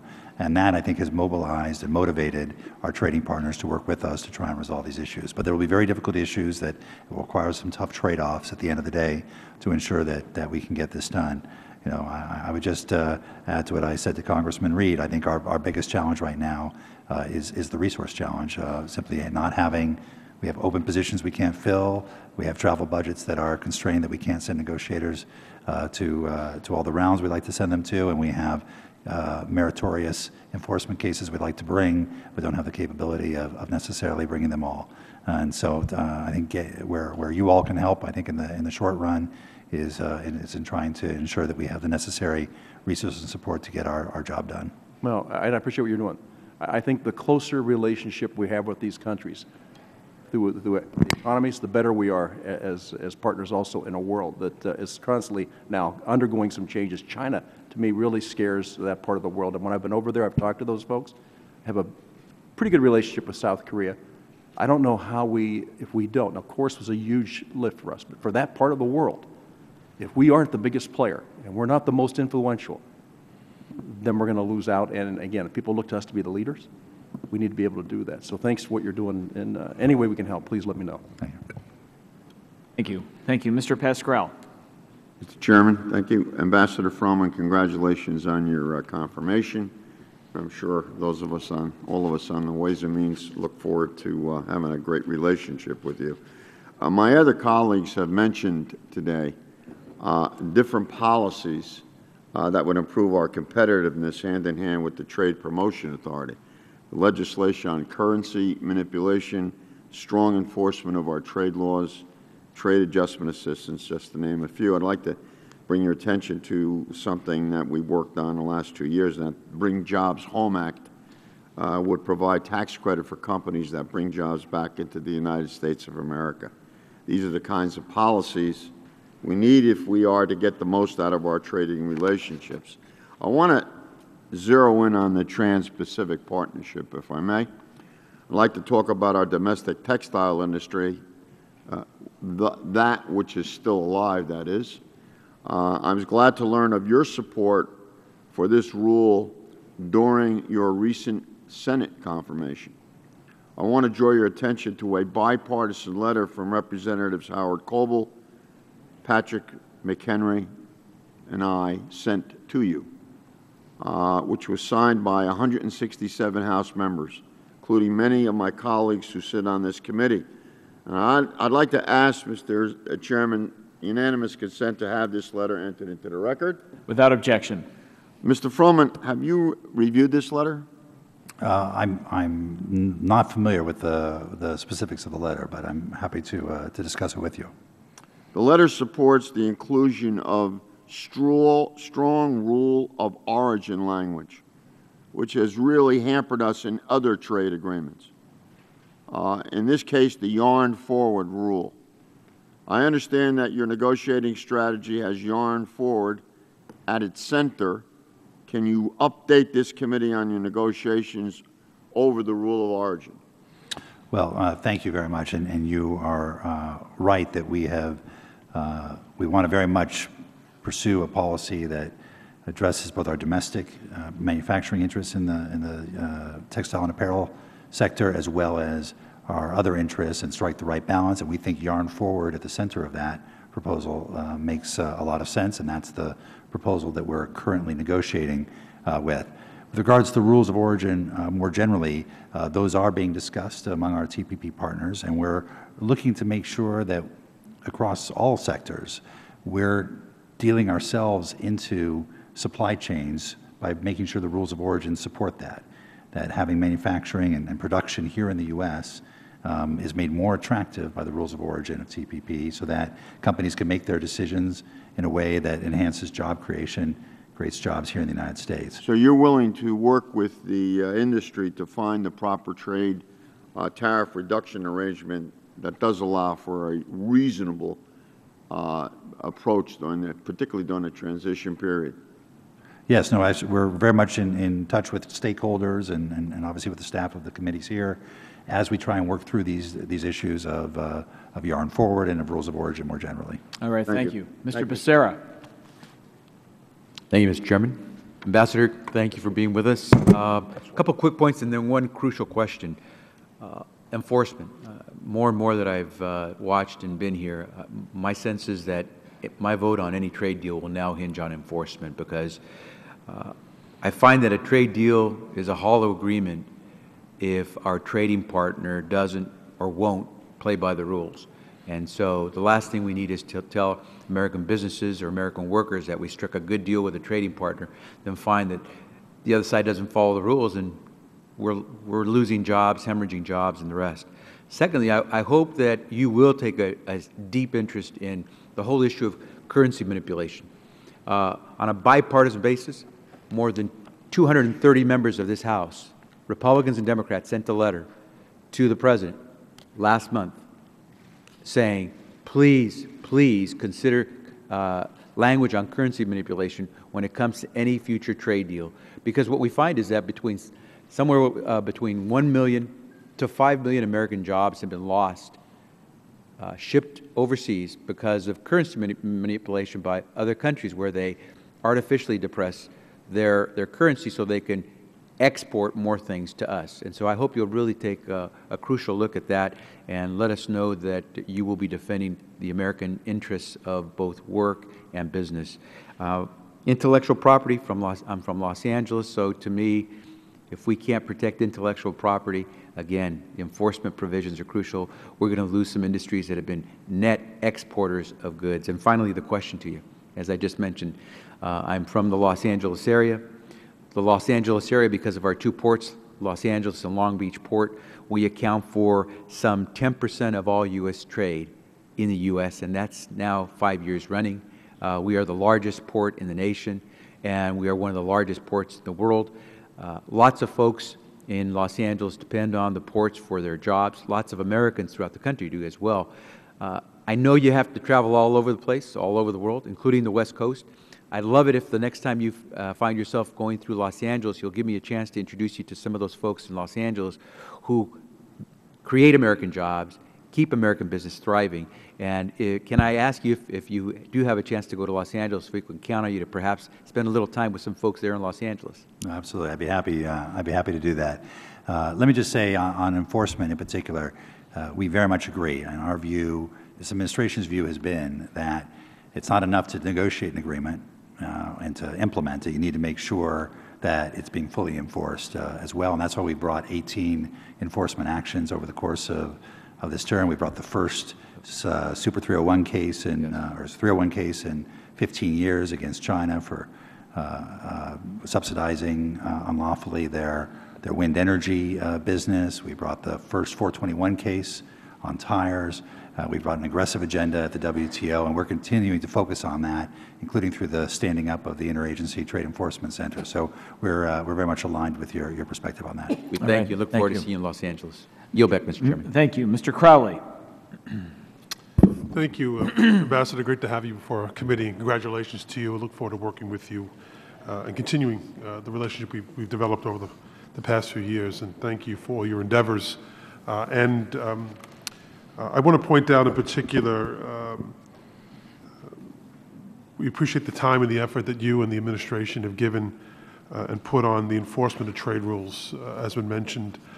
As American exports more, we need to make sure that foreign barriers to trade are not erected to prevent the free flow of American goods and services. Because it is one thing to have trade, but it's another thing to have trade deals that work for us and for our partners. So please keep up that focus on enforcement. I think it's paying off, and will continue to do so as well. One of the major problems for service exporters like those from New York, my hometown, is having to compete with state-owned industries in other countries. What do you envision for the USTR in terms of how you view those enterprises, and how do you see these issues coming into play in the deals that are being negotiated right now? Japan Post comes to mind for one as it pertains to TPP. Well, thank you very much, and I very much enjoyed working with you and look forward to doing so going forward. Certainly the role of state-owned enterprises is absolutely critical, and that's why in TPP, this is one of the areas of new disciplines that we are working to introduce into the agreement to ensure that state-owned enterprises that are focused on competing with commercial firms or engaged in commercial activity, that they play by the same rules and are subject to the same kinds of disciplines as private firms, and that we deal with their inherent subsidies and their other inherent advantages in an appropriate way.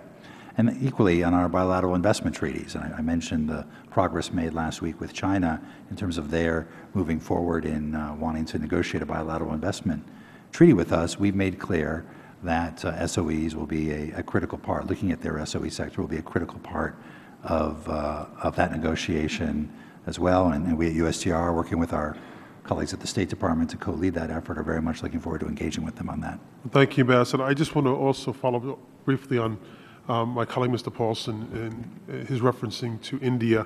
I did not sign on to that letter of over almost 150 members, but it doesn't diminish my interest in the issue. I'm the co-chair of the India caucus here in the House, and I am concerned about that level that you talked about in terms of maybe the unprecedented nature of the coming together of U.S. industries and the concern for their opportunities or diminished opportunities within India, and I appreciated your response as well. I look forward to working with you and the administration moving forward on a positive growth agenda between our two nations. I do view India and the U.S., it's probably our most important ally in this century, and we have to get this right. So thank you, Mr. Chairman. Thank you, Mr. Chairman, for holding this meeting today. Thank you. Mr. Larson and then Mr. Smith. Mr. Larson is recognized.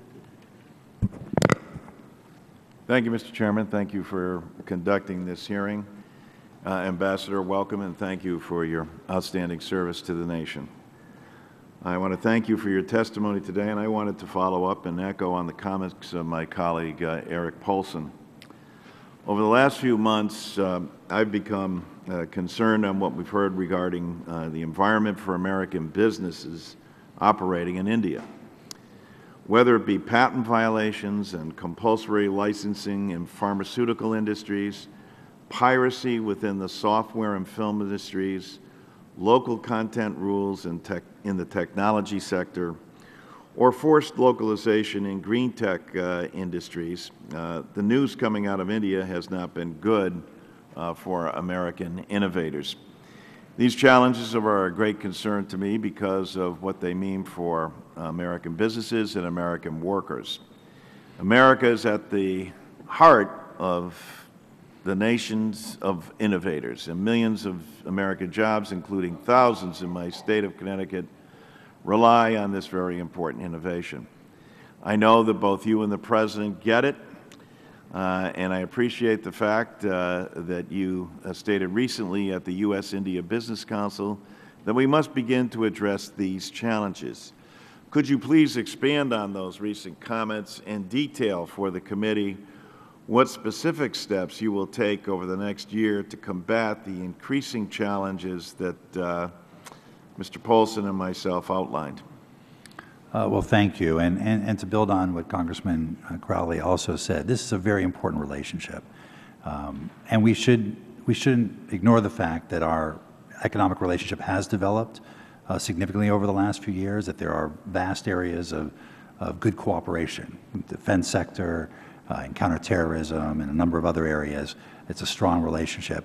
I think the frustration we're all hearing from the business community and others is that this relationship is not nearly achieving its potential precisely because of the policies that you identified. And that's the message we conveyed to our Indian government counterparts last week, both from ourselves but also from the American business community, and the American business community that is interested in India, that wants India to succeed and wants to invest there. And our hope is that through these dialogues, including the Trade Policy Forum, other high-level dialogues, including the Vice President will be going there, I believe, next week, and he'll be conveying similar messages, that we can help the Indian government move towards addressing some of these concerns. We've seen some movement. Even this week, they lifted certain caps on foreign direct investment in certain sectors. And so they have taken some steps. But the key is for them to be able to convey that India is a place that people want to do business and that people can rely on as a place to do business. And that's in our mutual interest. And so we very much look forward to working with them through all of these mechanisms to try and address those issues. All right. Thank you. Mr. Smith. Thank you, Mr. Chairman, and thank you, Ambassador, for your presence here today. I guess I want to add emphasis to some of the issues, or some of my colleagues talking about SPS and how important it is, and especially, most specifically to, obviously, to agriculture. We know that there's more U.S. pork sent to a Central American country of 7.7 million population compared to the 28 European countries that make up 500 million population. I think that there needs to be some dispute resolution contained in the agreements moving forward. And can you,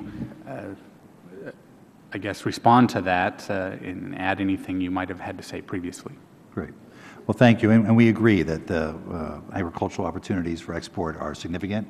We're exporting at an all-time high now, but there's much more that we can do, and it's a central part of what we're doing in TPP and TTIP as well. And I'll just say with regard to TTIP, we've worked very closely with our European colleagues even before we launched negotiations to underscore the importance of resolving some of these SPS issues and to work with them to resolve some longstanding disputes, including over lactic acid and live swine and a variety of other areas. We've underscored that's going to be important moving forward to address these outstanding issues.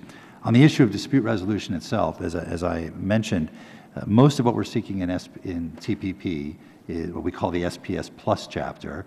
The underlying disciplines are subject to dispute resolution either in the WTO or under the consultative mechanism that we're proposing in TPP. And we think that's the appropriate way of moving forward to ensure that there are efficient ways, as issues arise, of getting them resolved on an expedited basis. But we very much agree that this is a critical area of our trade. It's a critical area of these negotiations. We want to make sure that we have mechanisms to ensure that they're fully implemented. Okay. Thank you. I yield back. Thank you. Ms. Sanchez is recognized. Thank you, Mr. Chairman, and Ambassador Froman. Congratulations on your confirmation, and thank you for being here to discuss the administration's trade agenda. You're obviously stepping into the U.S. Trade Representative at a very exciting time. The administration is negotiating agreements with the European Union, the Pacific Rim countries, and working on a new international services agreement. We also have the issue of congressional action on Trade Promotion Authority, or Fast Track Authority, and the expiring generalized system of preferences programs, and hopefully tougher trade enforcement rules. I guess the main point that I want to express to you is that in the past I've been highly critical of past U.S. trade representatives because all too often I think that our trade deals that are negotiated are unfair to American workers and that they erode our U.S. manufacturing base. So I just want to share with you a few of the priorities that I think we should keep in mind as you continue your work in that office. First of all, strengthening customs enforcement to create a level playing field for American industries is something that I'm very interested in seeing. Aggressively trying to crack down on currency manipulators. One of my colleagues mentioned that it results in huge job losses for American businesses.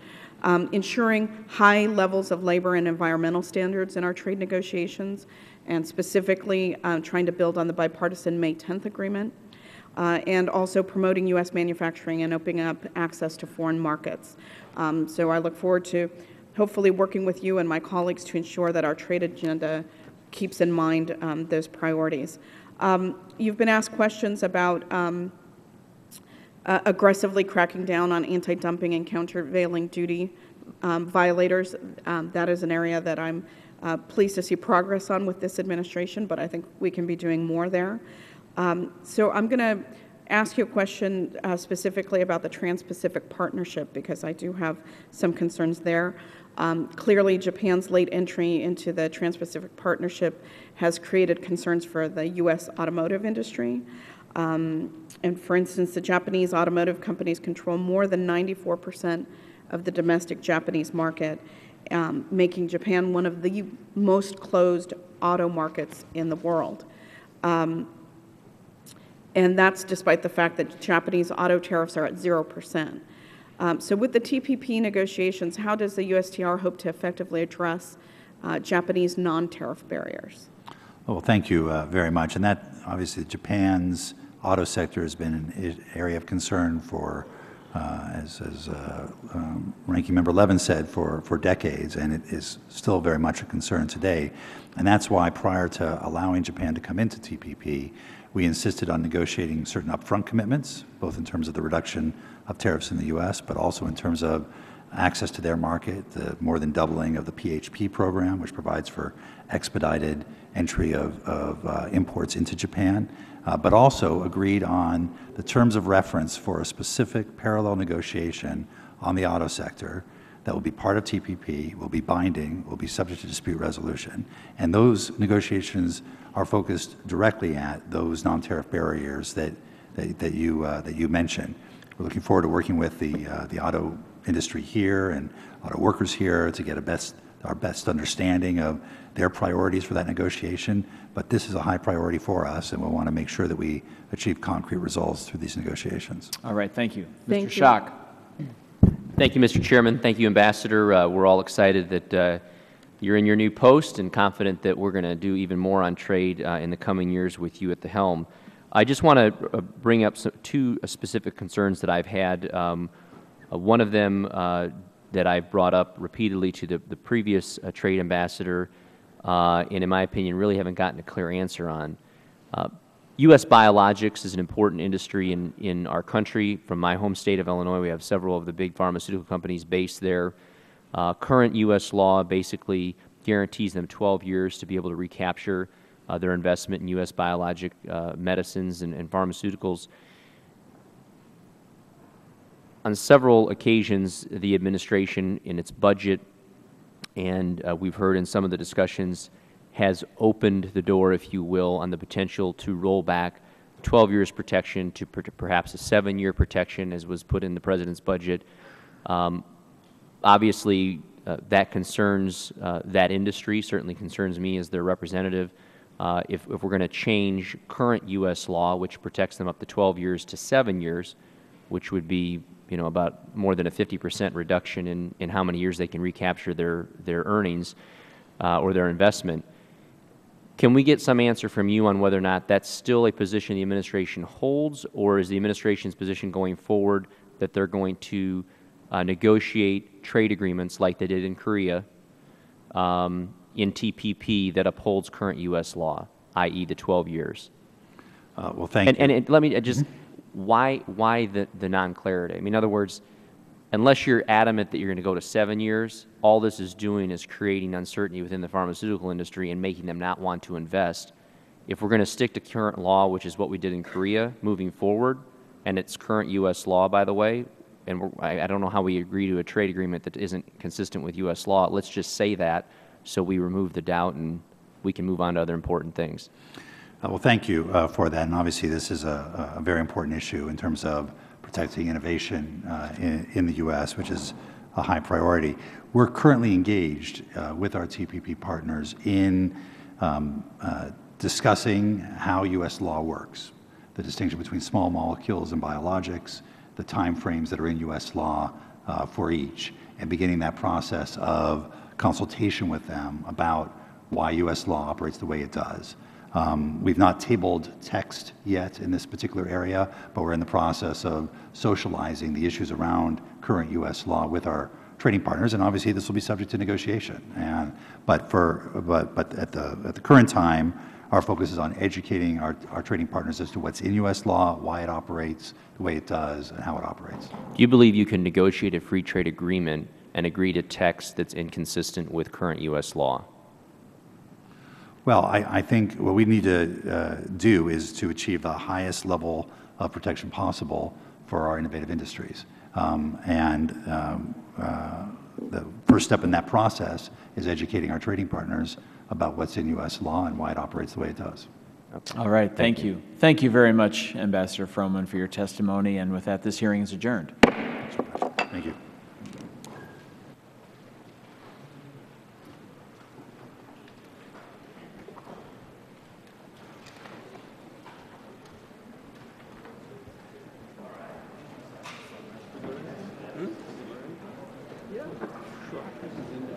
He's a representative of the